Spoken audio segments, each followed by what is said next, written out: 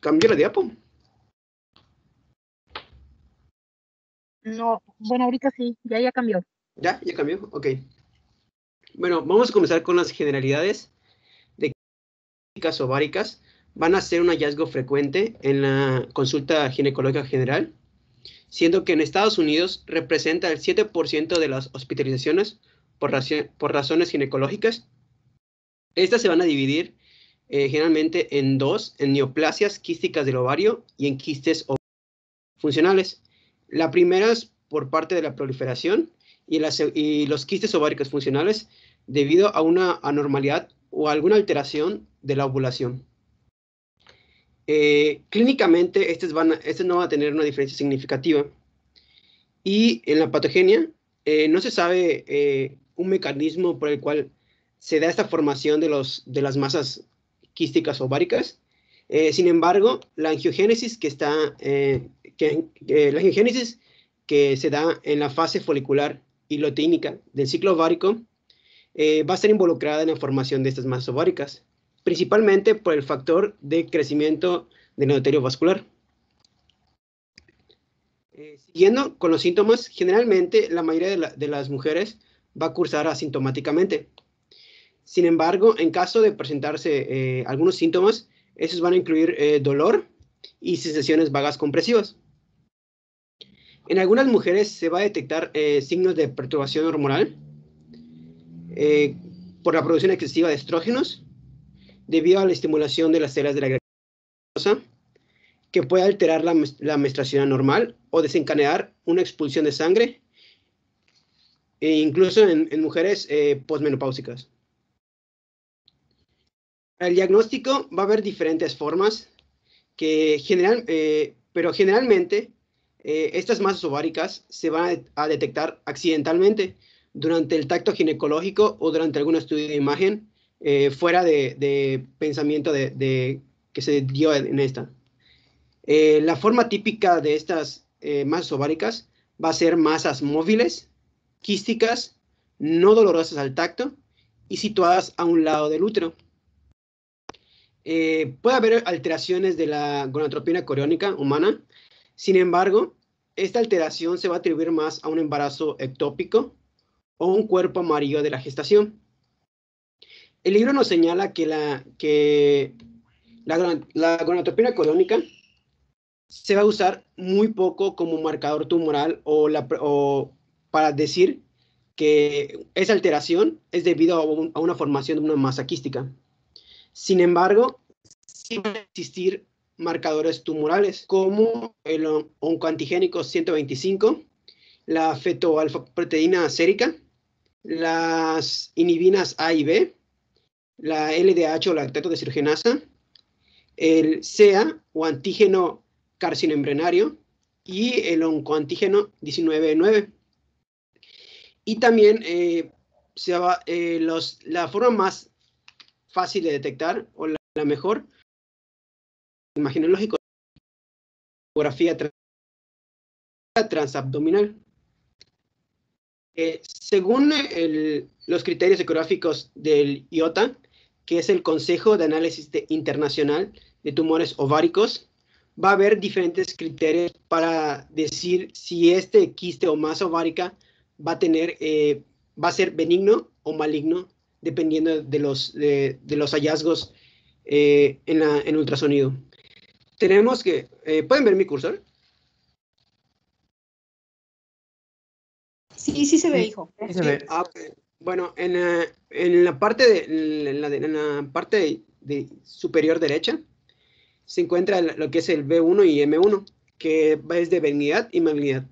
En la parte de benignidad vamos a encontrar que el primer criterio dice que la lesión o la masa va a estar uniculada únicamente.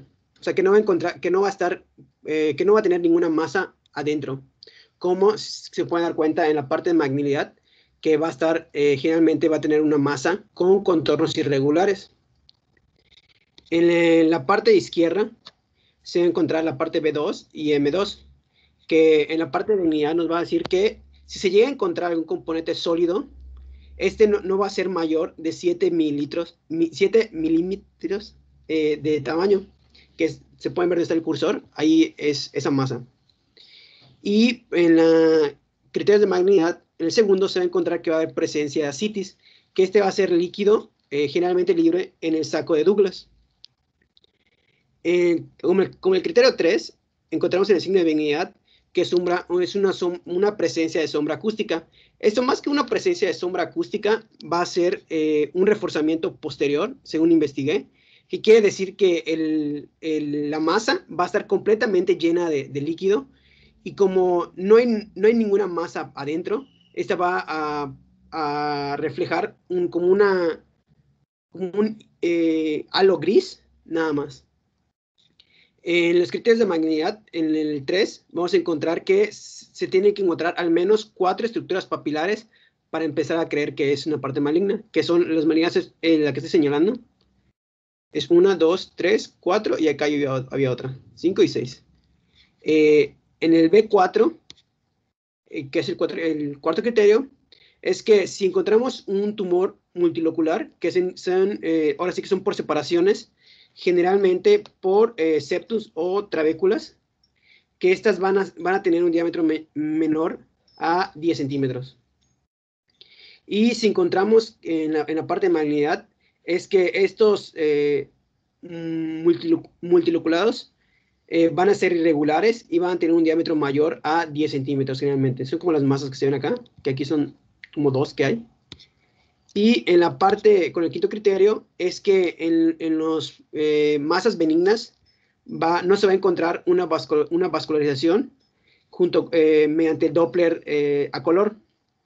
A cambio, en la malignidad se va a encontrar bastante vascularizado por el abundante flujo de sanguíneo. En el tratamiento vamos a encontrar que hay dos posturas, que el primero es mediante observación y el segundo es por quirúrgico. En el primero, que es mediante observación, se dice, bueno, el libro nos decía que generalmente estas masas o quistes van a tener una resolución después de los 6 meses de ser identificados, pero no en todos los casos.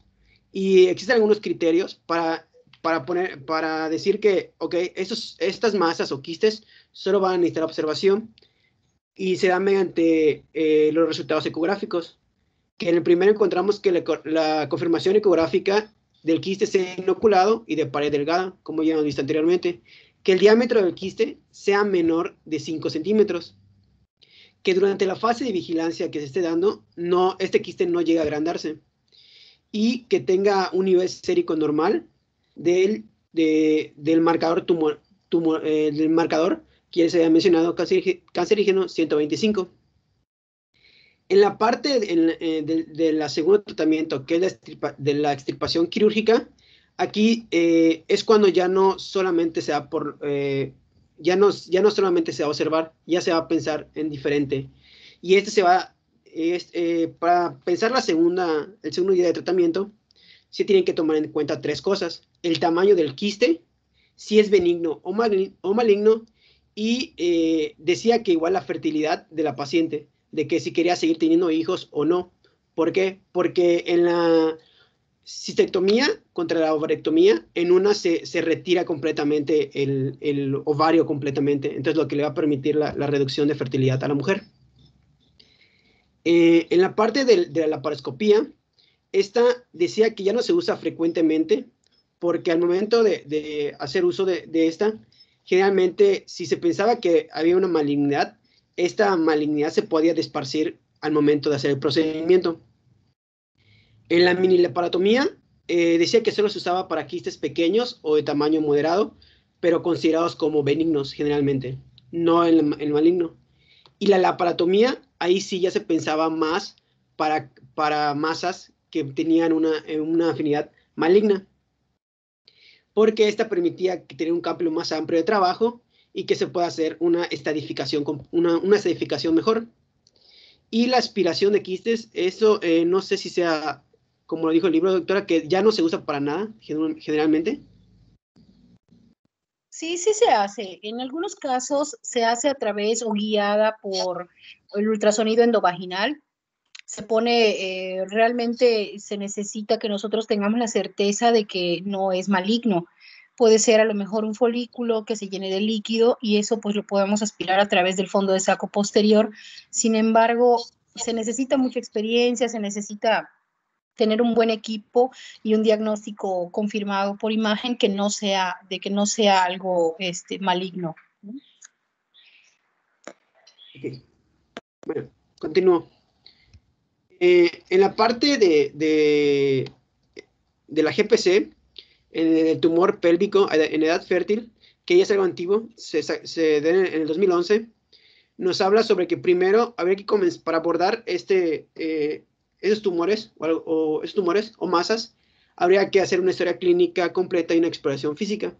Y dependiendo de ahí vamos a hacer el ultrasonido, como ya había comentado, que sea abdominal y o transvaginal, y dependiendo si va a ser sólido o mixto o quístico. Y pues en el quístico se va a dar solo en observación, generalmente, pero cuando ya hay una parte sólida que es como más de malignidad, se va a pedir los marcadores tumorales. Y ahí, dependiendo de si es la alta sospecha de malignidad o baja sospecha de malignidad, se va a determinar un tratamiento quirúrgico, que en este caso, si es alta, es la laparotomía exploratoria, y si es baja, la laparoscopía. Y siguiendo en la parte derecha, que dependiendo si hay líquido o no, se va a hacer la toma de biopsia. Y ya si es maligno, definitivamente, si ya tenemos una confirmación que es maligno o benigno, pues se va a decidir igual otro tratamiento. Que si es benigno, una cistectomía, o si es maligno, pues la oferectomía, o que ya hemos dicho antes, que es ahora sí que quitar el ovario por completo, que está afectado. En los criterios de referencia, igual de la GPC, prácticamente nos dice que a nosotros nos corresponde más del primer nivel a segundo nivel, que prácticamente nos dice que todos los tumores que nos encontremos pélvicamente deben ser enviados a segundo nivel para evaluación de ginecología o oncología, y ya estos pues den una valoración y tratamiento adecuado. Y que nos señala que cuando nosotros los mandemos, lo más recomendable es que ya las mandemos con un estudio de ultrasonido abdominal o transvaginal, como ya había mencionado, y una VH con cuenta plaquetaria. Los quistes ováricos funcionales, estos van a nacer de folículos ováricos y van a surgir de una disfunción hormonal durante la ovulación. Se dividen en quistes foliculares o quistes del cuerpo amarillo. Generalmente no son neoplasias, o sea, por dentro, y adentro de la masa se va a encontrar acumulación de líquidos intrafoliculares, y no va a ser como una masa tal cual sólida por la proliferación celular. Decía que la disfunción hormonal antes de la ovulación va a originar una expansión del antro folicular con líquido seroso y va a la formación del quiste folicular. Y tanto para el quiste folicular como el quiste del cuerpo amarillo, sus manifestaciones y tratamientos van a ser exactamente iguales. La única diferencia va a ser histológicamente.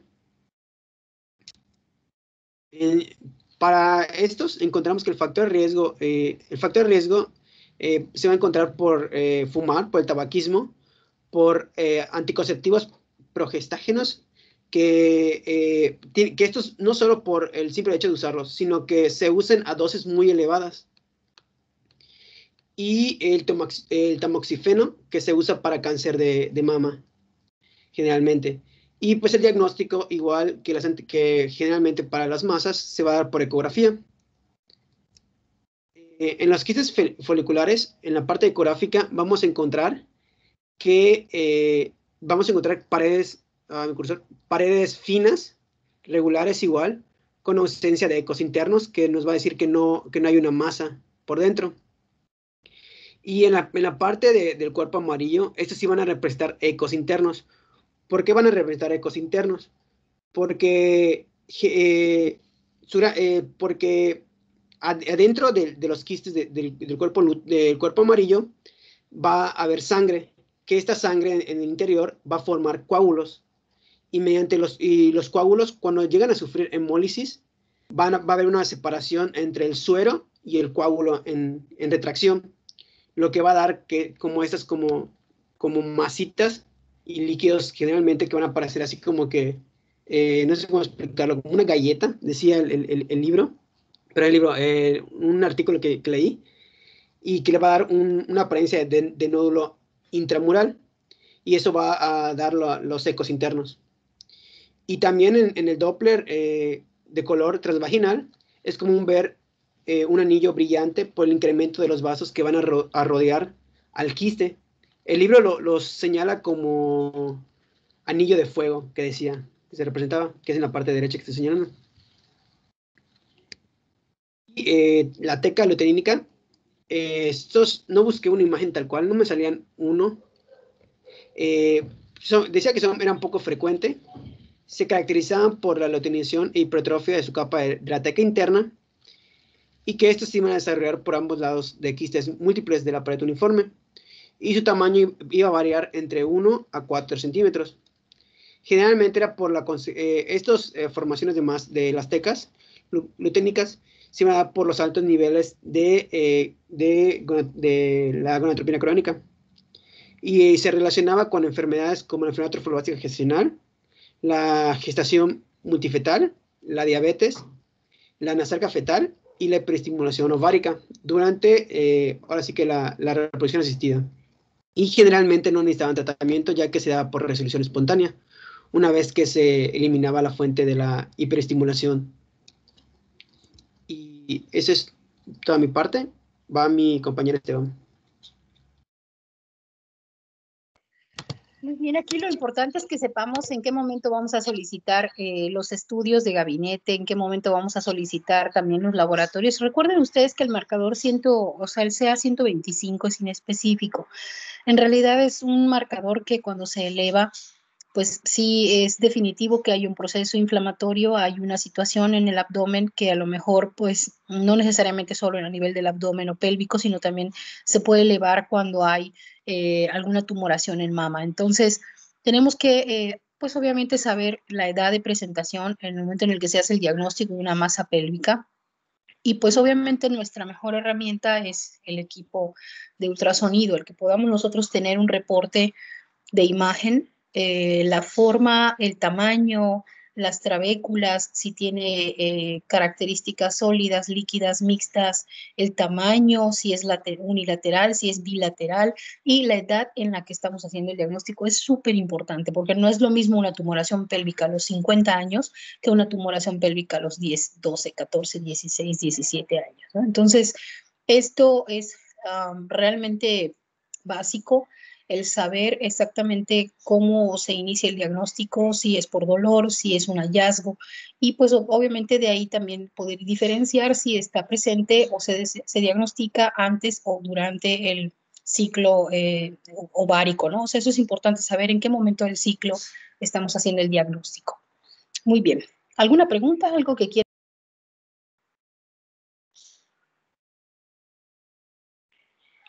Continuamos entonces con quistes ováricos neoplásicos benignos.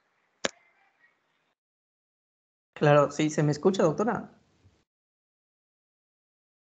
Sí, yo sí te escucho, hijo. Ah, ok, muchas gracias. Pues bueno, antes de comenzar, no sé si me pueden decir si se cambia mi diapositiva. Sí, sí se cambia, Esteban. Muchas gracias, Pedro. Pues bueno, vamos a continuar con la clase. Nada más para recapitular un poco, me gustaría mencionar que lo que estamos viendo ahorita entonces son las masas benignas del ovario, así a grandes rasgos, ¿no? Nuestro compañero Pedro ya nos comentó bastante bien cómo se clasifican estas masas ováricas, cómo se hace el diagnóstico ecográfico, un poco el tratamiento, y comenzamos viendo los quistes funcionales del ovario. Porque como recordamos, en este gran grupo de las masas ováricas benignas hay dos subgrupos importantes, que es el que acabamos de ver, que son los quistes ováricos funcionales, que se dan mucho por anormalidades en la ovulación, es decir, que los folículos en el ovario pues crecen de manera normal y forman los quistes. Y lo que veremos a continuación es el otro subgrupo, que son las masas neoplásicas benignas. Es decir, ya no es por anormalidades tanto en la ovulación, sino más por proliferación celular. Y como cualquier proliferación celular, pues puede haber proliferaciones benignas o proliferaciones malignas. Las más comunes en el ovario son las benignas y son en las que nos vamos a centrar más en esta clase. Pues bueno, como ya comentábamos, lo que son los quistes ováricos neoplásicos benignos, junto con los quistes ováricos funcionales, comprenden la mayor parte de las masas en los ovarios, incluyendo pues las masas malignas, ¿no? Los neoplásicos benignos son más comunes. Estos quistes ováricos neoplásicos se diferencian histológicamente según el tipo celular de origen, es decir, clínicamente no podemos hacer como que una distinción como tal de este tipo de quistes. Lo que se necesita es un estudio histopatológico para poder diferenciar cuál es el origen de este quiste. Para esto tenemos una clasificación histológica de los tumores ováricos. Esta es una clasificación que nos proporciona la OMS, en donde vemos que hay muchísimos tipos de neoplasias ováricas que están divididas por familias. Por ejemplo, tenemos los tumores superficiales del epitelio estroma, los tumores de los cordones sexuales estroma, los tumores de células germinativas y otro tipo de tumores. Si bien la variedad de tumores es grande, los más frecuentes son estos tres, que son los cistodenomas serosos y mucinosos y el teratoma quístico maduro. Los dos primeros pertenecen a la familia de los tumores superficiales del epitelio estroma. Son estos dos, el tumor seroso y el tumor mucinoso. Y el teratoma quístico maduro es perteneciente a la familia de los tumores de células germinativas. Como vemos aquí, hay distintos tipos de teratomas, inmaduros, maduros, monodérmicos y mixtos. Los más comunes de los teratomas son los de tipo maduro. Por esta elevada frecuencia de estos tres tipos de tumores, en este capítulo y en esta clase vamos a abordar lo que vienen siendo estos tres. Si no me equivoco, y según el plan de estudios, en clases posteriores nos hablarán de otros tipos de tumores, como los de los cordones sexuales y estroma y otro tipo de tumores de células germinativas. Pues bueno, vamos a entrar un poco en materia. Vamos a comenzar a ver los tumores serosos y mucinosos benignos, que como ya había comentado, pues pertenecen al grupo de neoplasias superficiales del epitelio estroma. A grandes rasgos podemos darnos cuenta de algunas de sus diferencias. Si leemos el nombre, los tumores serosos benignos pues son masas benignas que contienen un líquido seroso en su interior, mientras que el tumor mucinoso contiene moco por dentro. El tumor seroso benigno es un quiste en su mayoría uniloculado, es decir, que solo contiene una cavidad. Es de pared fina y está lleno de un líquido seroso, lo que le da su nombre. Y aquí un dato importante, son tumores que están revestidos de células semejantes a las que recubren las trompas de falopio. Si vemos este corte histológico nos podemos dar cuenta de esto. Imaginemos que aquí está la cavidad quística y esta es la pared del quiste. Lo que viene recubriendo aquí es el epitelio y es un epitelio con cilios, similar a los cilios que están en las trompas de falopio que sirven para ayudar a la propulsión de los espermatozoides. Entonces, este es un dato característico de este tumor.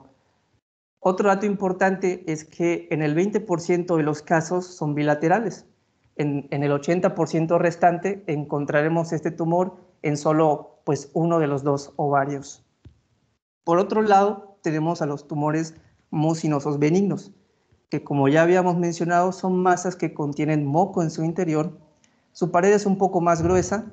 Estos pueden ser uniloculados o tener varias cavidades y su revestimiento epitelial es diferente. Es un epitelio cilíndrico y sus células contienen una abundante mucina. Lo podemos ver también en este corte histológico. Esta es la cavidad quística que está llena de moco, que es lo que vemos de aquí rosado. Esta es la pared del quiste con su epitelio que lo recubre, que es un epitelio cilíndrico productor de moco, de mucina, y es un epitelio similar al que se ubica en el endocervix. Pues bien, estos tumores mucinosos benignos pueden tener un tamaño muy variable, o sea, pueden ser tumores pequeños, pero incluso pueden ser tumores masivos, a tal grado que puedan ocupar la cavidad pélvica o incluso llegar hasta la cavidad abdominal y pues clínicamente pueden similar a un embarazo de tan grandes que son. Este es un tumor, un cistoadenoma mucinoso gigante de ovario, o sea, es un tumor sumamente grande, como podemos observar. La doctora incluso tiene que cargarlo con ambas manos porque debe ser un tumor pesado, asumo, y podemos ver pues, que está bien vascularizado este tumor. De este otro lado tenemos una imagen de un cistoadenoma seroso de ovario. Aunque es más chico que este de aquí, pues realmente es un tumor bastante grande si lo comparamos con el tamaño del útero y con el tamaño del ovario contralateral. Pues bueno, si no hay alguna duda al respecto de los tumores del epitelio estroma, pasamos a ver ahorita un tipo de tumor de las células germinativas, que es el teratoma ovárico. Como ya habíamos mencionado, pues pertenece al grupo de las células germinativas, donde hay varios tipos de teratoma, inmaduros, los maduros, que son los más comunes, monodérmicos y mixtos. Pues bueno, como habíamos mencionado, este teratoma ovárico pertenece a la familia de los tumores de las células germinativas. Si recordamos, las células germinativas son aquellas precursores de los óvulos y los espermatozoides. Recordemos que en embriología, en el desarrollo embrionario, las células germinativas se ubican en lo que es el saco vitelino y necesitan migrar hacia las gónadas, es decir, los ovarios en la mujer y los testículos en el hombre. Debido a esta migración, pueden ocurrir fallas a veces en la migración de las células germinativas y algunas células se podría ubicar en cualquier parte del cuerpo, en el abdomen, en el tórax, me parece que en infinidad, o sea, en cualquier parte del cuerpo. Y por eso los teratomas no son exclusivos del ovario. Puede haber teratomas en el mediastino, en la cavidad abdominal, incluso en el cerebro, si no me equivoco.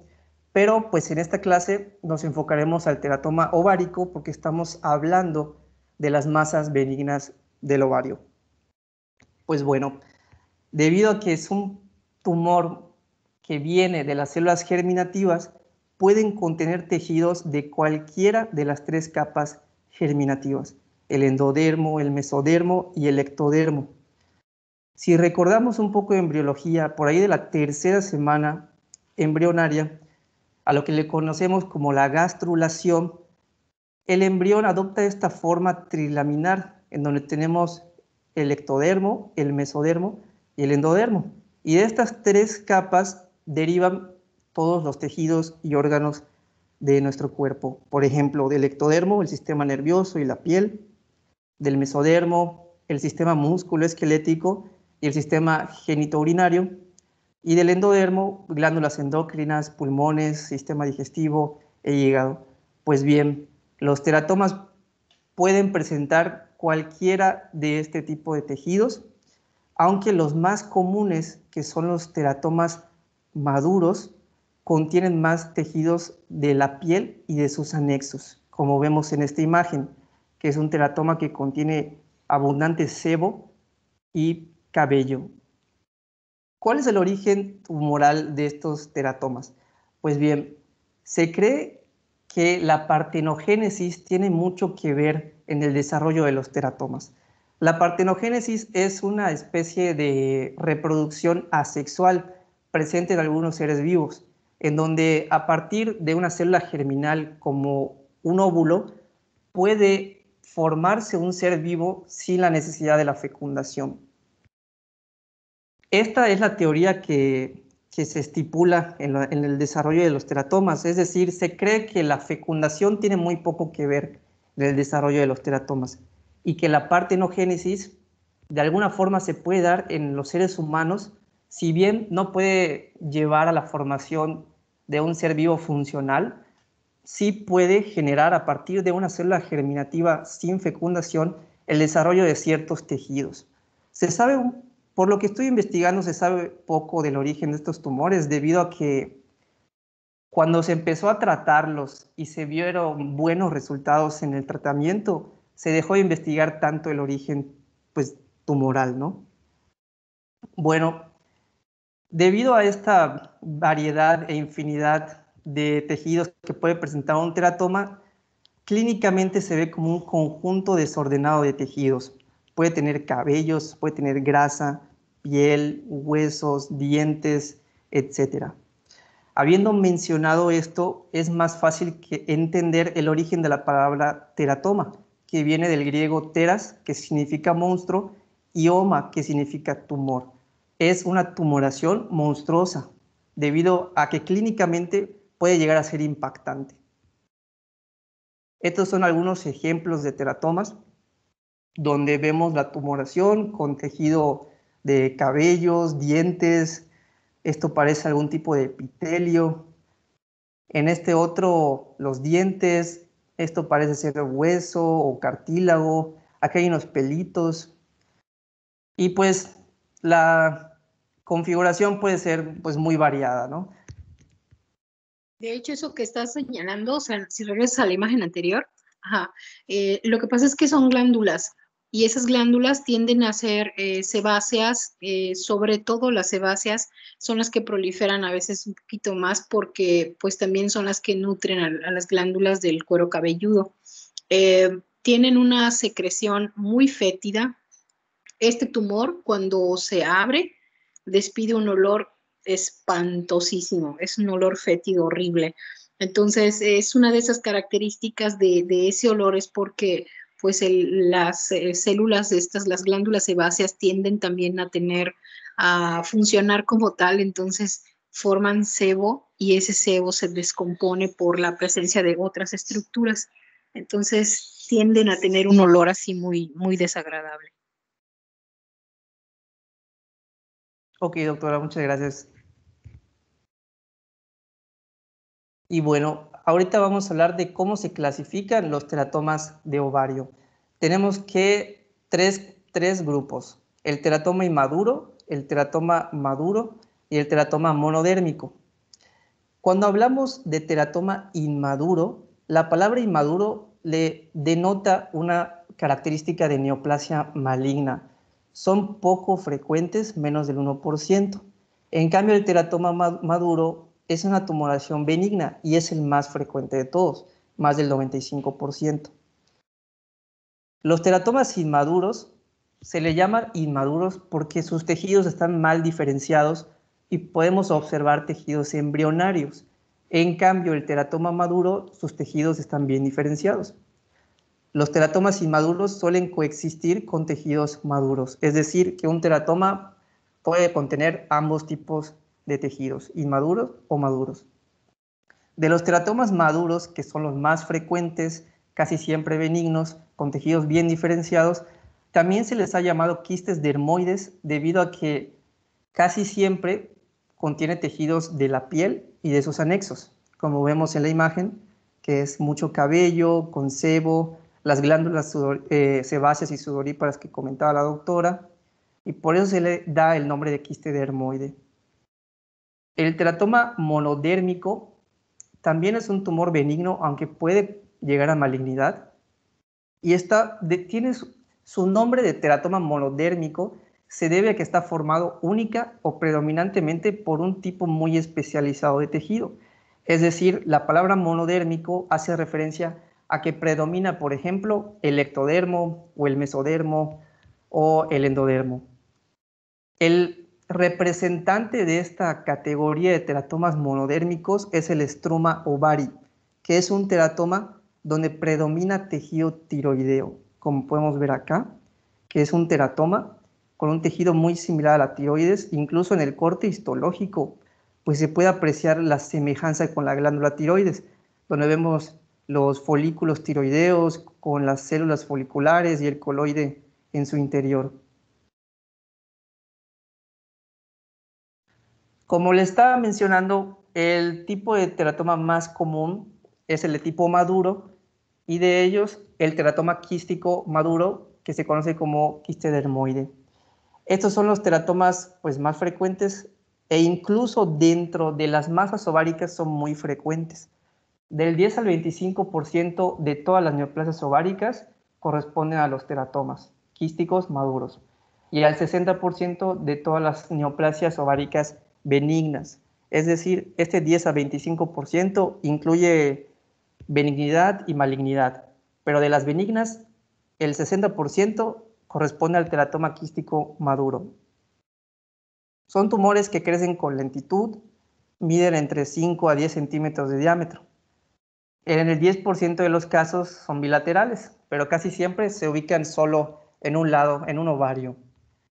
Son uniloculados, es decir, que solo poseen una cavidad quística, y tienen una característica que se llama protuberancia de Rokitansky, o también denominada tapón dermoide. Esta protuberancia de Rokitansky es un área que se presenta en la mayoría de los teratomas, un área de crecimiento localizado dentro de la cavidad quística. O sea que en esta protuberancia de Rokitansky hay mayor proliferación celular, y es debido a esto que es la localización más común de la transformación cancerosa, aunque sucede en pocos casos, como vemos en el 0.06 a los % de los casos. Si se llegara a dar una degeneración cancerosa, ocurre más en mujeres mayores, y debido a que el teratoma quístico maduro casi siempre es un quiste dermoide que tiene mucho tejido de la piel y sus anexos, pues bien, el cáncer más común derivado de este teratoma es el carcinoma de células escamosas, porque pues la piel es epitelio escamoso o estratificado. En este teratoma predominan los tejidos ectodérmicos, como ya habíamos mencionado, la piel y sus anexos, glándulas sebáceas, sudoríparas, piel, sebo. Entre las complicaciones, en el 15% de los casos pueden experimentar una torsión del ovario, pero es rara la rotura de este teratoma, porque su pared es un poco pues, más gruesa.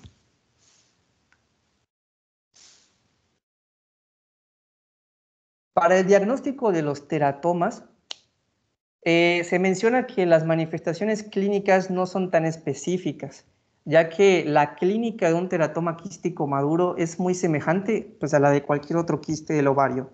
Puede ser asintomático y que la paciente no presente ningún síntoma ni nada, y se descubre el teratoma cuando de rutina se realiza, no sé, un estudio de imagen, o también puede presentar dolor o una sensación vaga compresiva en la zona inferior del abdomen y de la pelvis. Por lo tanto, debido a que la clínica es un poco inespecífica, la ecografía es el principal método de imagen. Esta es una ecografía de un teratoma quístico maduro, en donde podemos ver aquí la cavidad quística, y me parece, por lo que pude estar investigando, que esto no estoy seguro, pero creo que es la protuberancia de Rokitansky. No sé, doctora, si me pueda corregir en esto, porque mencionaban que la protuberancia de Rokitansky se ve en la ecografía como una zona hiperecogénica, una masa como de 4 centímetros hiperecogénica, pero no estoy muy seguro de esto. Esto es un poquito limitada la imagen. De hecho, aquí tiene mucho que ver el hecho de que el ultrasonido se haga con el transductor endovaginal. Eso a lo mejor puede dar una mejor sombra como para poder identificarlo. Sí, efectivamente, esto que vemos como un reflejo blanco encima de esta región negra es la sombra o lo que vendría siendo el reflejo o el reforzamiento acústico que da la tumoración. Ok, gracias, doctora. Y bueno, el tratamiento de los teratomas, pues el de elección es la extirpación quirúrgica, ya que al extirpar el quiste ya se nos permite hacer el diagnóstico definitivo, ver si tenía benignidad, malignidad o qué tipo de teratoma era. También pues se alivian los síntomas y se impiden las complicaciones como la torsión, la rotura y la degeneración cancerosa. Aunque la extirpación quirúrgica es de elección, hay casos, nos menciona el libro, que se puede optar por la vigilancia.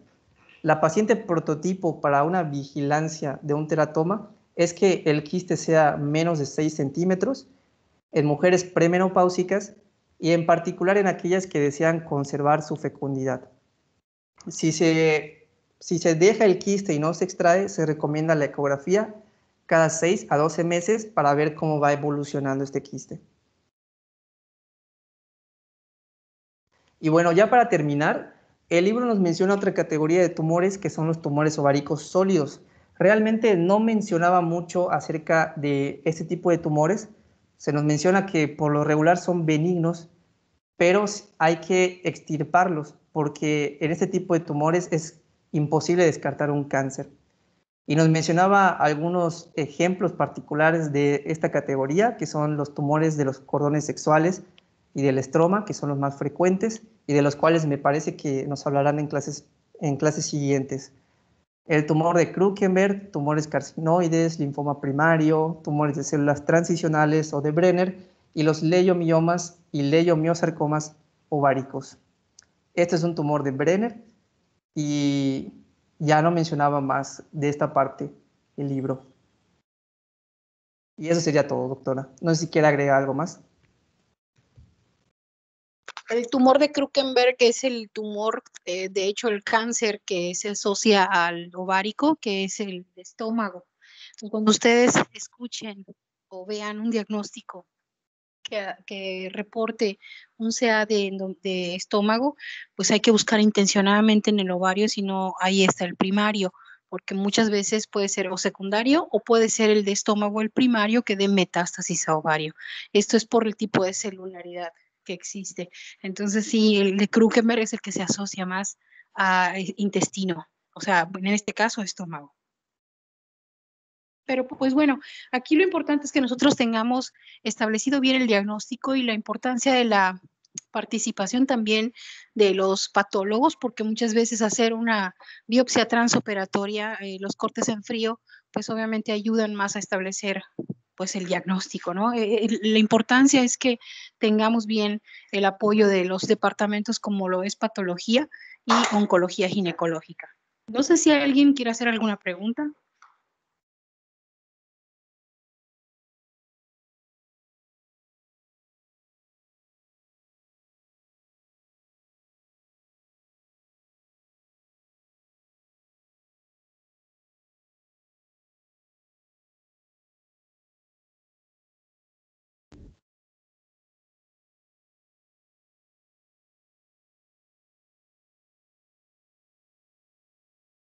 Es muy probable que se haga la pregunta eh, obligada del tipo de marcadores tumorales que, pues a lo mejor en estos casos en particular, no solamente en los casos de cáncer de ovario, sino en los tipos de tumores, qué tipos de marcadores ováricos debemos de solicitar, más bien marcadores tumorales, ¿no? Entonces, a lo mejor pudiéramos tener la sospecha por ultrasonido, pero lo ideal es también complementar los estudios con los métodos de laboratorio que nos puedan apoyar.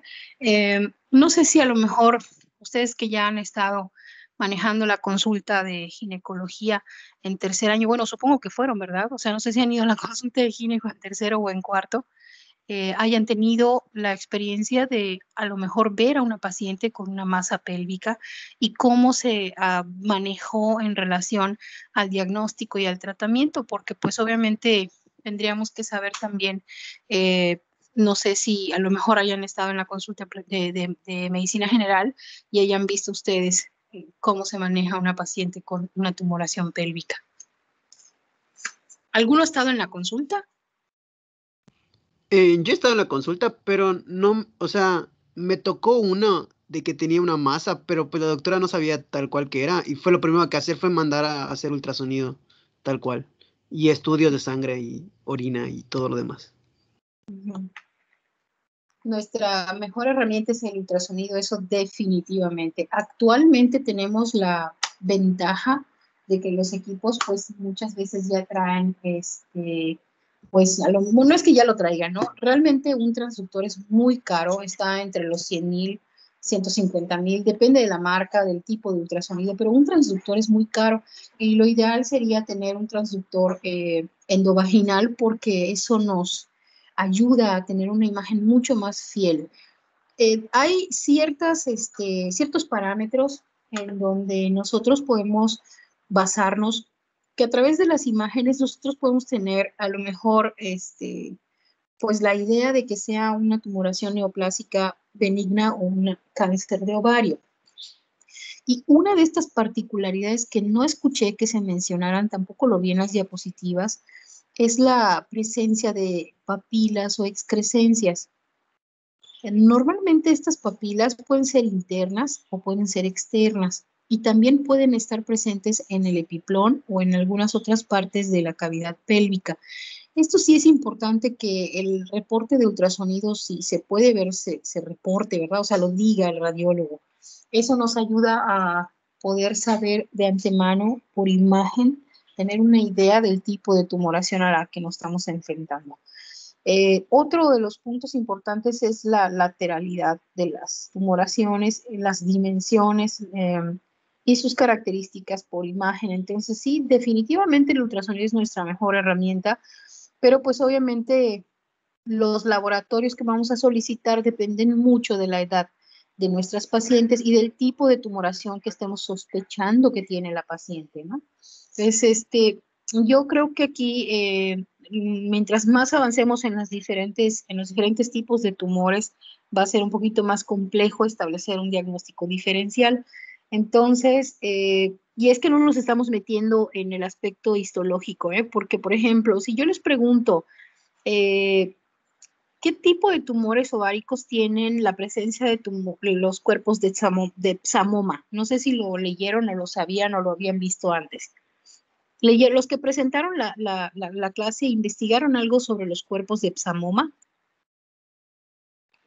No, doctora. No. Bueno, no sé si mi ¿Alguien, compañero... Ah, ok.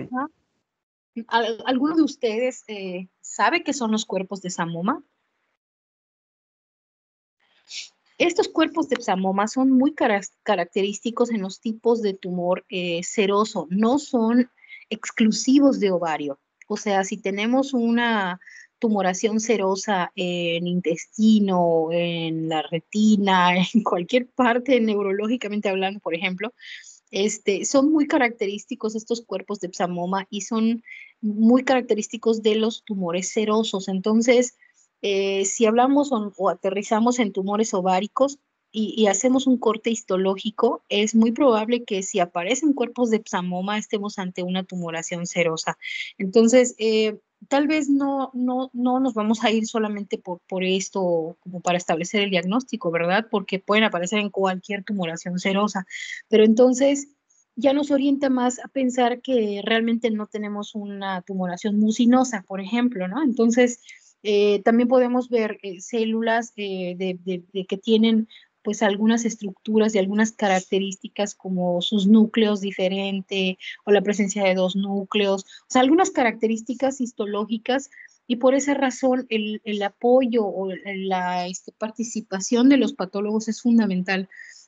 Siempre que se va a hacer una cirugía, que de hecho este tipo de cirugías se llaman laparotomías, si nosotros hacemos una biopsia del tejido, normalmente lo hacemos cuando sospechamos, pero si el ovario se ve macroscópicamente normal, no lo tocamos, o sea, no se debería de tocar. Si el ovario tiene características quísticas y no podemos salvar el ovario, porque también puede pasar que haya necrosis, isquemia, o que tenga una dimensión muy grande, pues lo ideal es hacer la resección, entonces se hace lo que se conoce como oforectomía. Si podemos quitar la cápsula y conservar una parte del tejido o del estroma ovárico, entonces se conoce como cistectomía, porque solo estamos quitando el quiste. Entonces, los diferentes abordajes quirúrgicos dependen mucho del estudio histológico y del estudio radiológico y también de la apariencia macroscópica. De hecho, el estadiaje se puede hacer a través de la clínica. Hay una clasificación clínica y hay una clasificación histológica. Eso lo hace todavía más complejo. Vamos a continuar con la presentación, con una presentación más y lo vamos a dejar ahí para que pueda yo ver a los de primero que ayer presentaron examen y les tengo que dar una especie de retroalimentación y los cité para las 4:30. Entonces vamos a ver si nos da tiempo, vemos esta presentación. Adelante, hija. Gracias, doctora. A ver.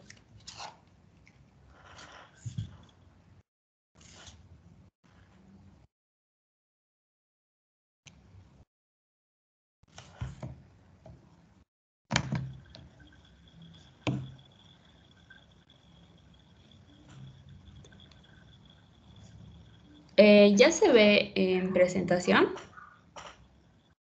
Ya. Ya. Sí, ya se ve. Continuando, ahorita vamos a ver lo que son los tumores ováricos de células germinales y pues como bien ya vimos las clasificaciones, ya vimos más o menos de dónde se desprenden, ¿no? Entonces, para comenzar, vamos a comenzar a ver los tumores malignos. Entonces, para esta clasificación vamos a tener tres categorías principales. Esto va a estar basado en de dónde se origina la neoplasia. Vamos a tener el cáncer ovárico epitelial, que va a representar del 90 al 95% de los tumores malignos en los ovarios. Luego tenemos a los tumores ováricos de células germinales, que van a ser los que vamos a ver. Y por último, a los tumores ováricos del estroma de los cordones sexuales, que van a ser para la siguiente clase.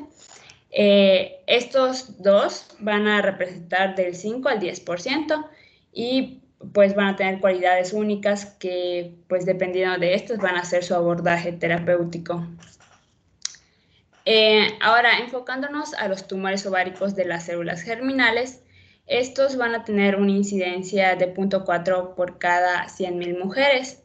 En los últimos 30 años sus tasas han ido disminuyendo, pero algo a recalcar de ellas es que son las neoplasias malignas ováricas que se diagnostican con mayor frecuencia en la infancia y adolescencia, que eso es algo que debemos de tener muy en cuenta.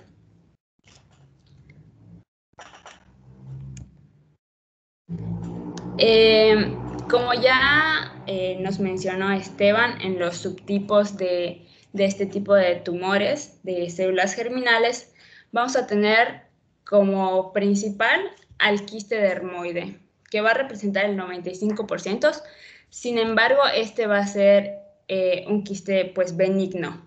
Y el otro 5% van a ser tumores ováricos malignos de células germinales, que van a ser el disgerminoma, los tumores del saco vitelino y los teratomas inmaduros. Algunos rasgos típicos por los cuales vamos a poder distinguir a los tumores malignos de células germinales de los cánceres ováricos epiteliales. Primero es que en los tumores de células germinales malignas, la presentación va a iniciar en la adolescencia o al principio del tercer decenio. Cuando se diagnostique a la paciente, usualmente van a estar en etapa 1 y la mayoría de los tumores van a ser de forma unilateral. Y solo en un 10 a un 15% vamos a tener lo que es el disgerminoma puro, que este va a ser bilateral y pues va a afectar ambos ovarios. Luego tenemos, por último, el pronóstico. En este caso, en los tumores de células germinales, el pronóstico va a ser excelente, dado que en la mayoría de los casos, como ya dije, pues se van a encontrar en etapa 1 y aun cuando se encuentra en etapas avanzadas, el tumor va a tener una gran sensibilidad a la quimioterapia, por lo que pues va a tener un excelente pronóstico. Y en estos casos, en el tratamiento, lo que se busca es conservar la fertilidad de las mujeres, dado la edad, y pues va a ser su tratamiento primario. Ahora bien, para el diagnóstico vamos a tener entre los signos y síntomas que estos se van a deber al crecimiento tumoral y a la acción de las hormonas que van a producir esta neoplasia. En el 85% de las pacientes, el dolor va a ser el síntoma inicial y este dolor va a reflejar el crecimiento rápido del tumor, dado que la cápsula se va a extender, o también porque puede experimentar hemorragia o necrosis.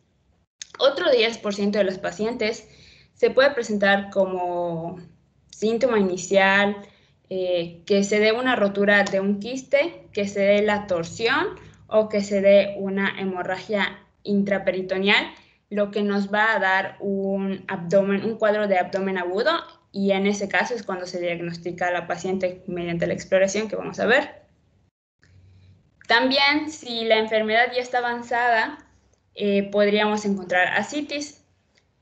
Igual, González Merlo menciona que podrían haber irregularidades menstruales debido a los trastornos hormonales. Igual hay pacientes que van a estar completamente asintomáticas y el diagnóstico o la sospecha se va a dar de forma, digamos, accidental. Igual puede presentarse distensión abdominal, sangrado vaginal, febrícula o molestias abdominales en general. Luego, pues en la anamnesis lo que debemos de buscar es que, si bien las pacientes van a presentar el dolor, muchas veces no van a acudir al servicio médico, dado que lo van a confundir con cólicos o la ovulación. Entonces, las pacientes van a buscar atención en el mes siguiente del inicio de los síntomas, si los síntomas son persistentes, y en otros casos podrían buscarlo hasta años después, dado que los síntomas van a estar yendo y viniendo de forma sutil. Igual, otra cosa que debemos de tener en cuenta en la anamnesis es considerar a las pacientes con disgenesia gonadal, porque tienen un riesgo importante de desarrollar este tipo de neoplasias. En este caso, pues vamos a descartar en adolescentes que presentan tumoración pélvica y una menarquía retrasada. En el diagnóstico diferencial, pues como ya había mencionado, las molestias durante la adolescencia, como la ovulación, los cólicos menstruales, un posible embarazo e incluso la apendicitis podrían confundir a la paciente, incluso al médico, de estos tumores. Y también, como se presenta en niñas, muchas veces no dicen a sus madres, a sus padres, sobre estos síntomas por pena o porque le quitan significancia a estos cambios. Pero pues vamos a presentar en estos casos que para el diagnóstico diferencial, lo primero que vamos a ver o buscar son tumoraciones en anexos. Una vez que tengamos una exploración física y tengamos o podamos palpar una tumoración en caso de que sea lo suficientemente grande, lo siguiente que vamos a hacer es apoyarnos de una ecografía, de preferencia transvaginal, y dependiendo de las características que veamos del tumor, vamos a pedir los marcadores, que en este caso serían la gonadotropina colónica humana y la alfa-fetoproteína. Para enfocarnos más en la exploración física, lo que vamos a buscar primero es vamos a hacer un examen abdominal completo y comenzamos palpando, y en caso de encontrar una masa palpable, pues ya tenemos como un síntoma, un signo que podemos tener pensando, ¿no? Tenemos una paciente que es joven, tiene molestias de dolor abdominal, no tan grandes, por así decirlo, tiene una tumoración palpable en el área pélvica. Igual podemos buscar signos de ascitis, de derrame pleural u organomegalia en caso de que pues podría presentarse con etapas avanzadas. En lo que es los estudios de imagen, vamos a buscar las tumoraciones, que van a ser tumoraciones ováricas complejas, multiglobuladas. Como ya mencionó mi compañero, me parece que Pedro, no sé si Pedro o Esteban, que en este caso, para diferenciar una tumoración maligna de una benigna, pues podemos apoyarnos de ese tipo de datos, como es el flujo sanguíneo prominente en los tabiques fibrovasculares mediante una ecografía Doppler. Igual esto de si son sólidos y el tamaño del tumor. También está justificado usar tomografía o resonancia magnética, pero lo cierto es que el estudio de preferencia es la ecografía transvaginal.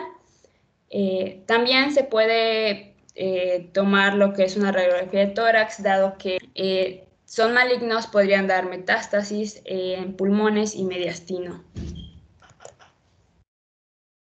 Ahora, una vez que ya tenemos nuestra sospecha y ya tenemos nuestra ecografía, podemos enfocarnos en qué pruebas de laboratorio vamos a pedir a la paciente.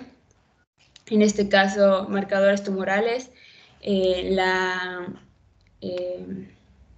gonadotropina coriónica humana y la alfa-fetoproteína nos pueden dar, podemos ver en este cuadro, nos pueden dar, orientar más bien a qué tipo de tumor de las células germinales podríamos tener, si tenemos un disgerminoma, un tumor de saco vitelino, un teratoma inmaduro, etc.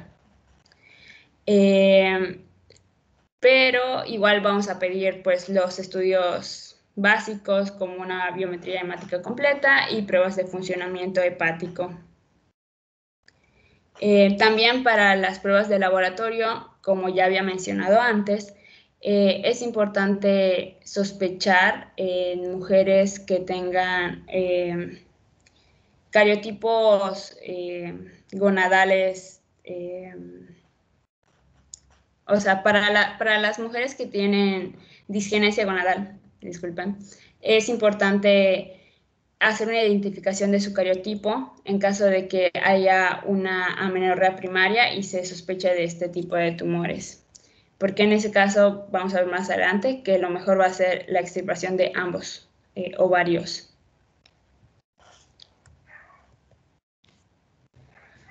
Ahora bien, me falta acá. Igual me gustaría mencionar que en este caso los procedimientos diagnósticos que vamos a tener son que una vez que se ha determinado que tenemos un tumor y se sospecha de que sea maligno y se proceda a la extirpación del tumor, pues realmente el diagnóstico certero va a ser mediante histología y también mediante la estadificación para poder dar un tratamiento. Al momento, el cirujano va a tener que solicitar una valoración en corte congelado para confirmar el diagnóstico y en caso de que no sea tan certero o se tengan dudas, igual se pueden pedir tinciones específicas. Ahora bien, nosotros como médicos generales, ¿qué es lo que debemos de hacer? Primero que nada, poner atención a los síntomas iniciales que van a sugerir un quiste ovárico. Mayormente, pues como ya mencionamos en la exposición anterior, pues van a ser quistes ováricos funcionales, que es el más frecuente. Sin embargo, cuando las molestias sean persistentes o la tumoración sea creciente, se vaya palpando y la paciente te vaya refiriendo que siente que va como que se va haciendo más grande, eso te va a dar un dato para que tú realices un estudio ecográfico y vayas viendo una tumoración ovárica compleja con rasgos sólidos, como ya hemos dicho, que esté dentro del rango de edad, jóvenes, niñas, adolescentes. Luego vamos a tomar lo que son las concentraciones séricas de la gonadotropina coriónica humana y la alfa-fetoproteína para después referirlo a un ginecólogo-oncólogo, que pues ellos son realmente los que dan el tratamiento. Sin embargo, te dice que si se llegara a presentar de que no cuentas con un especialista o que el diagnóstico no se vio anticipado y se trató como un quiste al momento de ver el tumor, se van a realizar lavados peritoneales para poder hacer en ese momento, mandar la patología y que se tenga el diagnóstico. Y una vez que se tenga, pues tomar la decisión de la disección de la tumoración. Y ahí se decide si se hace una cistectomía o una oferectomía, dependiendo de las circunstancias clínicas. En este caso, pues lo mejor es una oferectomía. Porque en general, cuando se hace o se diagnostica un tumor ovárico maligno de células germinales, todo el anexo se debe de extirpar. Y pues una vez que ya estás ahí, como mínimo se debe explorar la cavidad abdominal completa por cualquier tipo de metástasis que pudiera haber. Okay. Nada más quiero comentar algo rápidamente antes de que Sí. Mencionaste el lavado peritoneal. Nos sirve cuando o el diagnóstico y el manejo es quirúrgico. El lavado peritoneal se hace para poder tomar muestra del líquido peritoneal, o sea, hacemos el lavado para que se suelten esas células que están en la cavidad abdominal y tomamos una parte de ese líquido para mandarlo a citología. Ese tipo de estudios son complementarios a la toma de la biopsia de los demás tejidos, como por ejemplo el epiplón flotante, que debe de ser de 30 a 60 centímetros, bueno, 50, no 60. Algunas literaturas mencionan que mientras más tejido mande esa patología, mejor. Se debe tomar epiplón flotante, el líquido peritoneal, y obviamente esto pues involucra lo que se conoce como rutina de ovario. Adelante. Muchas gracias. Posterior a eso, vamos a ver lo que es la patología e histogénesis de este tipo de tumores. Pues según la OMS tenemos esta clasificación que pues ya nos mostró Esteban, pero pues vamos a enfocarnos en estos.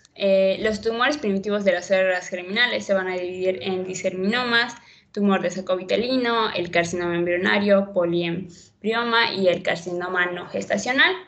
Luego tenemos a lo que son los teratomas, tenemos el inmaduro y el maduro, que entre el maduro está el quístico dermoide, que no hay que confundirlo, puesto que este no es maligno, es benigno.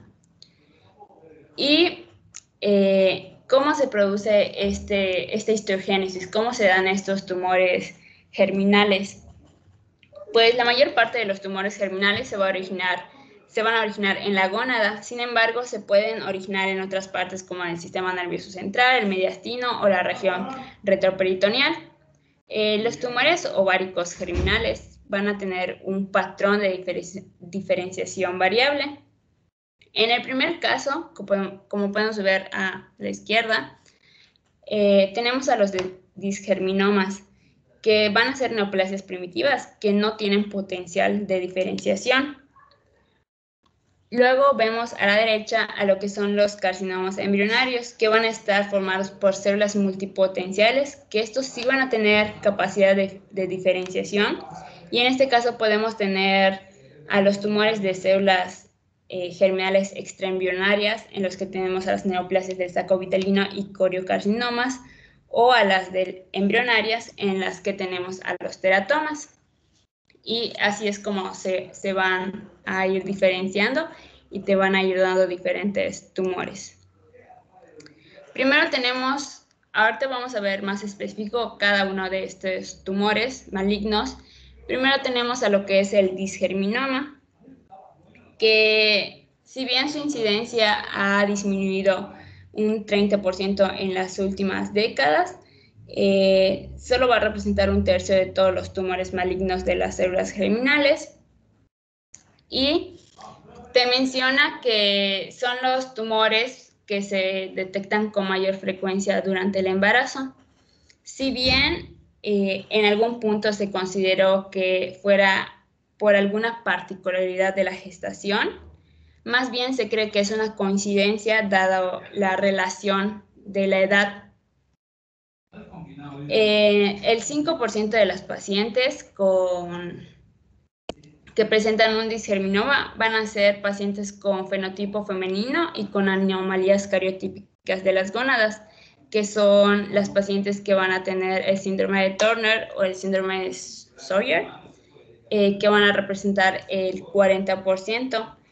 Estas pacientes, sus gónadas disgenésicas, van a contener lo que son gonadoblastos, gonadoblastomas, que van a ser neoplasias benignas de células germinales. Estos tumores que tienen, si bien son benignos, pueden o tienen la capacidad de generarse y sufrir una transformación maligna, por lo cual en estas pacientes lo recomendado es la extirpación de ambos ovarios. Su índice de compromiso ovárico bilateral va a ser de un 15 a un 20%. En este caso, la mitad de los pacientes con lesiones en ambos lados va a tener un compromiso macroscópico, mientras que el otro 50% va a tener un compromiso microscópico. Y el 5% de las pacientes pues tiene concentraciones altas de lo que es la gonadotropina colónica humana, porque si bien ya vimos que es sugestivo, pues no es patognomónico. Igual se pueden utilizar lo que son la deshidrogenasa láctica sérica, en este caso las isoenzimas 1 y 2, que van a ser útiles para la vigilancia de estas pacientes y para detectar casos de recurrencia. La apariencia que van a tener los disgerminomas, su apariencia macroscópica, como lo vemos en la imagen a la derecha abajo, pues son tumoraciones sólidas, lobuladas, de color rosa, bronceado o crema. Y a la microscopía van a ser proliferaciones monótonas de grandes células claras, redondeadas, poliédricas, van a ser ricas en glucógeno citoplasmático, con núcleos centrales y pocos nucleolos prominentes. El tratamiento estándar para los disgerminomas pues es el procedimiento quirúrgico que va a conservar la fertilidad de la paciente, en este caso la salpingoferectomía unilateral, en caso de que no sea una paciente con síndrome de Turner o de Sawyer, como ya mencioné antes. Igual se puede considerar la cistectomía ovárica, pero no es tan recomendado dado la posible recurrencia. Y en este caso, este disgerminoma puede tener su estadificación quirúrgica es la misma que la estadificación quirúrgica del cáncer de ovario por la FIGO, que lo tenemos acá y pues supongo que después lo veremos. Pero pues aquí pueden echar un ojo a lo que es, dependiendo del estadio en el que se encuentre. Recordemos que estos pacientes, la mayoría se va a encontrar en estadio 1. Tiene una tasa alta de metástasis ganglionares entre un 25 a un 30%, por lo que se realiza linfadenectomía. Y igual te menciona que la recurrencia de un disgerminoma en el ovario contralateral va a ser de un 5 a un 10% en los siguientes 2 años, aunque la mayoría se presenta al primer año. Y por eso es importante tener un seguimiento de estas pacientes. Otros tipos de sitios de recurrencia donde se puede dar es en la cavidad peritoneal y en los ganglios linfáticos retroperitoneales. Aquí podemos ver en el González-Merlo los tratamientos de quimioterapia que podrían o que deben de llevar estas pacientes. Pues no es algo, no sé si es algo que debemos de aprendernos en sí, pero pues para que lo tengan en consideración. No necesariamente. Está bien que lo mencionemos, pero no lo vamos a preguntar. El manejo ya es inclusive de su especialidad. De acuerdo. Y por último, pues el pronóstico. Los disgerminomas tienen el mejor pronóstico de todas las variantes de tumores ováricos malignos de células germinales.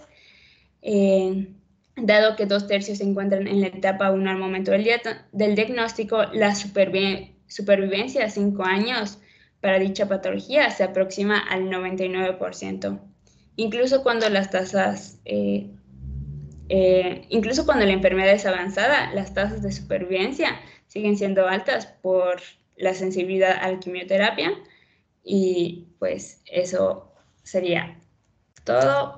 Luego vamos a ver los tumores de saco vitelino. ¿Te escuchan? Sí. Sí, te escuchamos. Ok, gracias. Bueno, vamos a continuar ahora con los siguientes tumores ováricos. Serían los tumores del saco vitelino. Estos van a representar del 10 al 20% de todos los tumores ováricos malignos de las células germinales. 1/3 de las pacientes presenta este tipo de tumor sin llegar a la menarquía. En general no se comprometen ambos ovarios, es raro. Sin embargo, se invade el otro ovario cuando hay metástasis en la cavidad peritoneal. Se pueden observar, como se muestra en la imagen arriba a la derecha, tumoraciones que son sólidas, más amarillas y friables si los comparamos con los anteriores los discriminamos. También se observan zonas necróticas, hemorragia focal y con degeneración y rotura.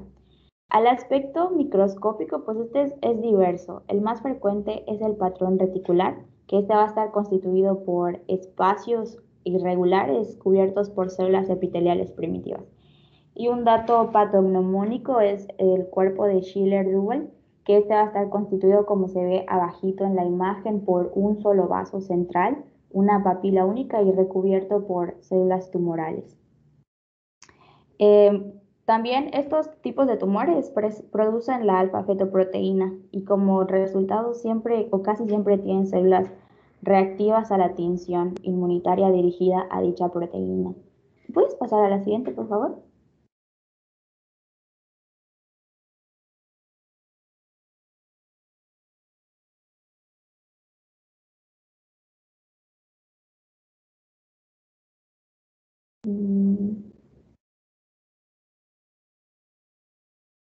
Todavía no se cambia. ¿La cambiaron? Porque no la veo. O sea, no sé si la cambiaron. Ok.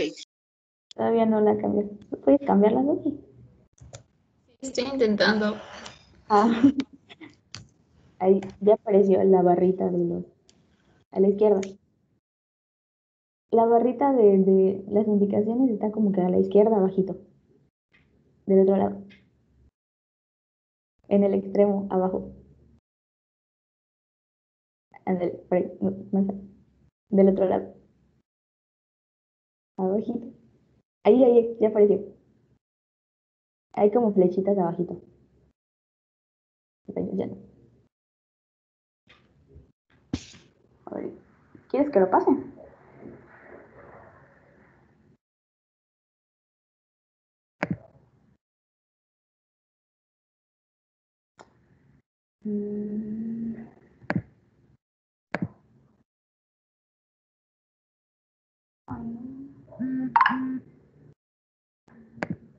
Todavía no se ve.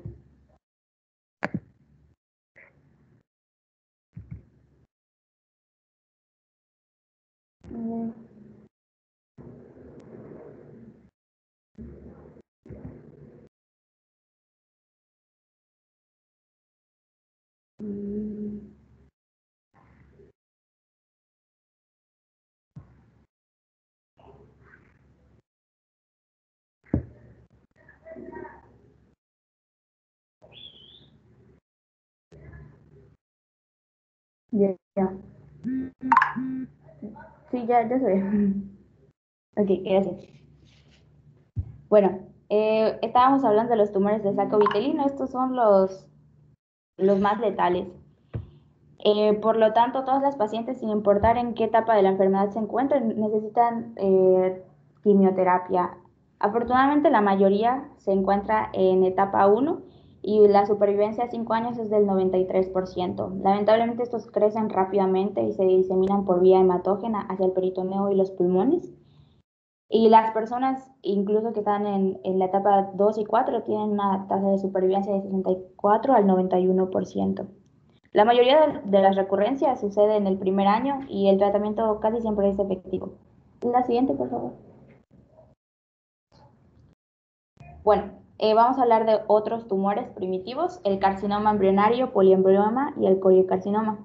El carcinoma embrionario se caracteriza porque se presenta más que nada en pacientes jóvenes, si se comparan con otros tumores. La edad promedio es de 14 años.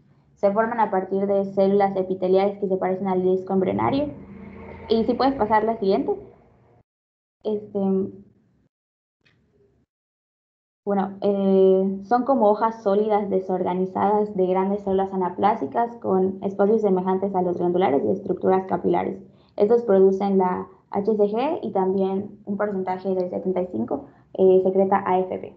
El siguiente, el poliembrioma es, como su nombre lo dice, poliembrioma está constituido por cuerpos que semejan a un embrión y tienen como en el centro un disco germinal situado en dos cavidades. Una cavidad simula la cavidad amniótica y el otro el saco vitelino. Asimismo están constituidos por células gigantes in situ trofoblásticas.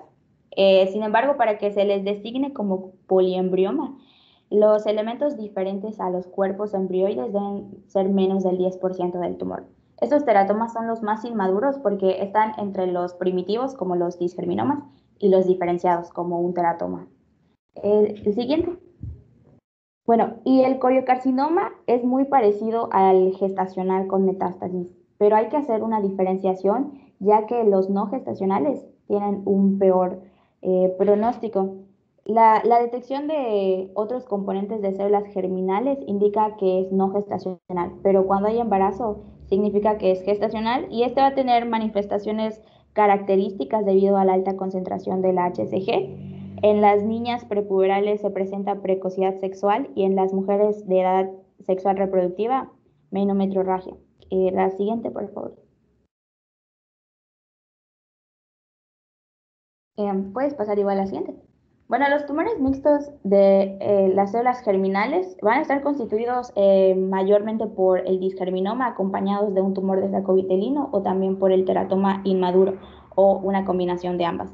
El compromiso ovárico de ambos ovarios depende si está presente o ausente el disgerminoma. En cuanto al tratamiento y el pronóstico, este depende del componente no germinomatoso. La siguiente, por favor. Y ahí encontramos la imagen de los tumores mixtos. Ok. Ya nos no, está bien. La siguiente. Nuestro compañero Esteban nos mencionó los teratomas inmaduros y pues nada más para recordar, estos representan el 40 al 50% de los casos y son muy frecuentes. Están formados por tejidos de las tres capas germinales, recordando el ectodermo, el mesodermo y el endodermo, y principalmente se constituyen por estructuras inmaduras o embrionarias que los diferencian de los teratomas quísticos maduros benignos o los que habíamos dicho que eran los dermoides, quistes dermoides.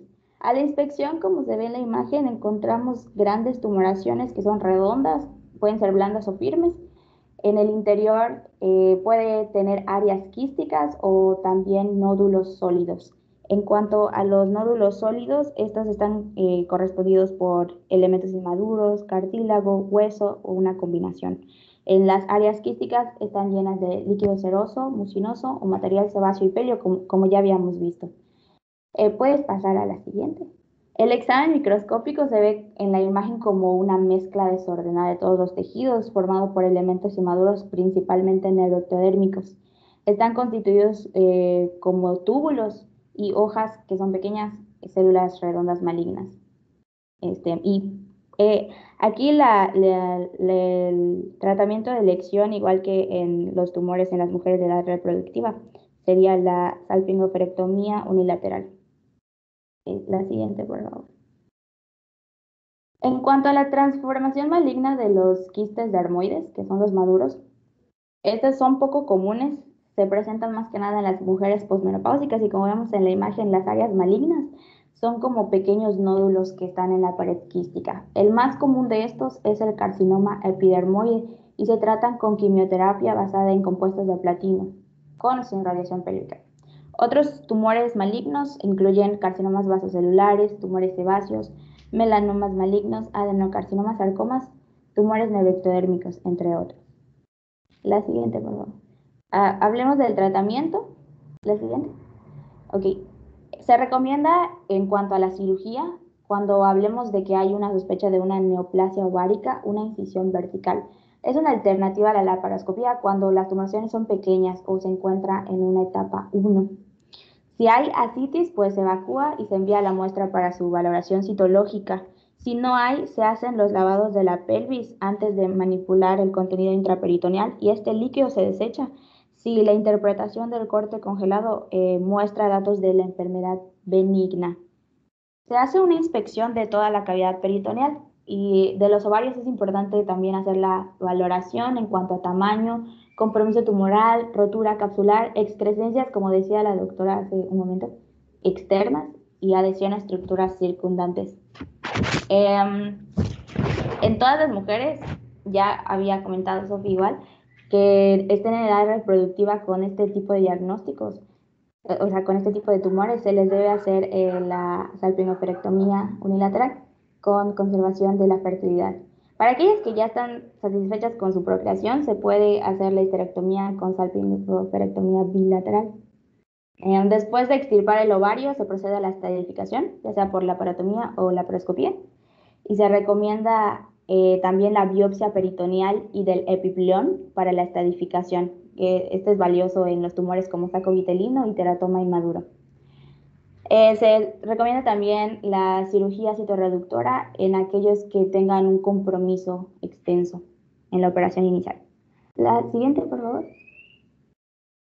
En cuanto a la vigilancia, todas las pacientes deben vigilarse con valoraciones clínicas, radiológicas y serológicas cada 3 meses después del tratamiento los primeros 2 años. El mayor porcentaje de recurrencias aparece en este intervalo. En realidad no es necesaria la laparotomía de revisión al final del tratamiento si se extirpó el tumor por completo y tampoco en aquellos que no tienen el teratoma. Sin embargo, el teratoma inmaduro extirpado incompleto es una circunstancia en la que la paciente obtiene beneficio con la laparotomía. La siguiente. Bueno, en la quimioterapia, en aquellos disgerminomas en etapa 1A o teratomas inmaduros del grado 1 o etapa 1A no requieren quimioterapia. El resto de los tipos citológicos requieren este régimen, que es el ciclo de 5 días de BEP, bleomicina, etopósido y cisplatino durante 3 semanas. Una alternativa que mencionaba el libro es el carboplatino, etopósido en 3 ciclos. Y en aquellas pacientes con una resección tumoral incompleta se indican hasta 4 ciclos de BEP. La siguiente. La radiación dice que ya no se recomienda, se sustituyó por la quimioterapia para conservar la función ovárica. En realidad la indicación sería cuando haya un tumor con resistencia a la quimioterapia. Siguiente.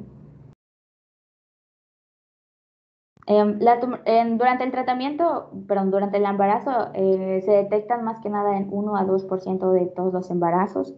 Se observan durante procedimientos como ecografía y también a veces cuando aumenta las concentraciones séricas de la alfa-fetoproteína.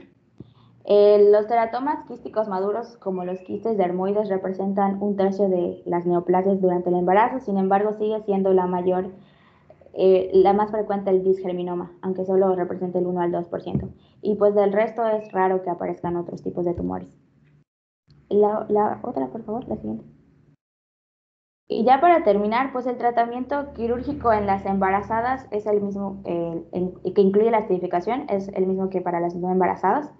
Los tumores ováricos malignos de células germinales crecen con rapidez y por eso es peligroso retrasar el tratamiento hasta el parto. El régimen con BEP es seguro durante el embarazo, sin embargo, igual hay posibilidad de complicaciones fetales y por eso algunos sugieren retrasar el tratamiento hasta el puerperio. Y en caso de disgerminomas extirpados completos, se retrasa también la administración de esta terapia hasta el puerperio. Y ya las neoplasias distintas a los disgerminomas, sobre todo los tumores de saco vitelino y los teratomas inmaduros, así como los que no se extirpan completamente, sí ameritan una consideración de quimioterapia durante el embarazo. Entonces aquí no sabía, doctora, si pues sí se retrasan o no se retrasa hasta el parto. No es muy claro. Ay, perdón, es que estoy pensando otra cosa. Normalmente el tratamiento quirúrgico, por lo general, más o menos no se modifica en los embarazos, pero por lo general se retrasa el tratamiento. Ah, ok. Sí. Y ya pues sería todo. Gracias, doctora. Muy bien. Yo creo que compiten, ¿verdad? Cada vez que hacen una presentación mejoran la anterior. Me da mucho gusto, de verdad. Les agradezco mucho el esfuerzo que han hecho y buscar, y sobre todo eso, ¿no? De buscar más allá de lo que vean en el libro. Es un tema súper importante este tema de tumores ováricos. Es muy frecuente en la consulta de ginecología y pues obviamente las pacientes siempre esperan con miedo la consulta. Miedo más que realmente a veces al diagnóstico, a la cirugía. Eh, a veces los tumores ováricos no dan una sintomatología como tal. Como bien mencionaron, el dolor pélvico no siempre, ¿cómo decirlo? Nos habla de una tumoración, pero por lo general los tumores pélvicos, para que puedan generar un dolor es principalmente porque se tuercen. Hay liberación de factores importantes que pueden generar liberación de prostaglandinas, factor de necrosis tumoral, y eso puede generar mucho dolor. En algunos casos, la importancia del diagnóstico acá es el tratamiento oportuno, sobre todo cuando se sospecha de un cáncer. Que esto pues lo podemos ver a través de las imágenes por ultrasonido o de los laboratorios en relación directa con los tumores o marcadores tumorales.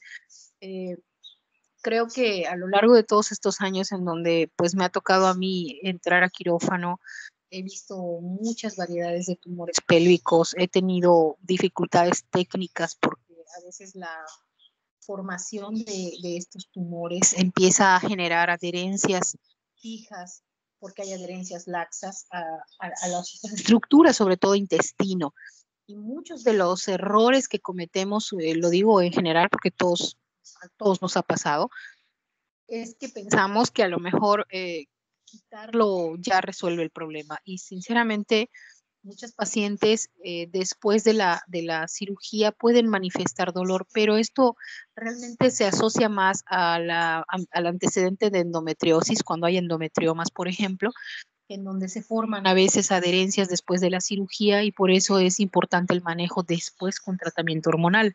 Pero aún así el dolor puede persistir, o sea que cuando nosotros tomamos la decisión de hacer un procedimiento quirúrgico, tenemos la obligación de informarle a las pacientes que muy probablemente persistan con molestias, con dolor, con inflamación y el tránsito intestinal pues puede verse alterado. No necesariamente cuando se quita el quiste ya se resuelve todo, ¿no? Entonces, sí hay que explicarles a las pacientes los riesgos, hay que hacer que firmen los consentimientos informados y tratar siempre de dar la explicación estando la paciente y un familiar o una pareja o alguien que la acompañe, porque muchas veces se abruman con la preocupación de la tumoración y simple y sencillamente no captan la información como quisiéramos. Entonces, siempre es necesario dar ese apoyo, dar esa explicación y obviamente hacer la extirpación en forma adecuada, en forma correcta, también es lo que marca o determina qué tan bien va a ser el pronóstico de estas pacientes. ¿Alguna pregunta, algún comentario? ¿Alguno de ustedes ha tenido oportunidad de entrar a una cirugía de este tipo, por lo menos verlas? Si no, espero que cuando roten al hospital donde les toque estar, a la sede donde ustedes decidan estar, si ustedes están en gineco y tienen la oportunidad o escuchan, ven que va a entrar una cirugía, ya sea por parte de gineco-onco o por gineco, porque pues hacemos laparotomías, traten de entrar, traten de ver cómo se hace el procedimiento quirúrgico, qué decisiones tomamos para hacer la extirpación, cómo se hacen los cortes en frío, en patología, cuando se solicita una rutina de ovario. A lo mejor la omentectomía, ver exactamente cómo se ven las excrescencias. Parecen, o sea, así como vimos las verrugas de los papilomas en las imágenes, sí se ven esas excrescencias en el epiplón, fuera del ovario, en las trompas, porque se hace una implante, de hecho a veces tienen ya los implantes generalizados, inclusive las pacientes que tienen un cáncer ovárico, muchas veces nos ha pasado que bueno, de repente pasa, o sea, que entres a quirófano sin haber protocolizado correctamente a las pacientes, y esto es lo peor que podemos hacer. Sobre todo si hacemos una cirugía en donde no tenemos idea de cómo está el abdomen, esto puede hacer que el tiempo de vida de las pacientes se acorte mucho más. O sea, su perspectiva de vida puede verse reducida por una mala intervención, una mala praxis. Entonces, hay que tener mucho cuidado, estudiarlas bien antes, y aunque tengamos nosotros mucha experiencia, nunca pecar para no caer en estos errores. Siempre hay que tener la evidencia o la sospecha fuerte de que el diagnóstico que vamos a encontrar es el que vamos a tener como respuesta del estudio histopatológico. Muy bien, muy buena presentación de ambos equipos, de ambas vinas. Las felicito de verdad, además de muy bonita presentación, muy certera, muy práctica. Realmente lo que nos interesa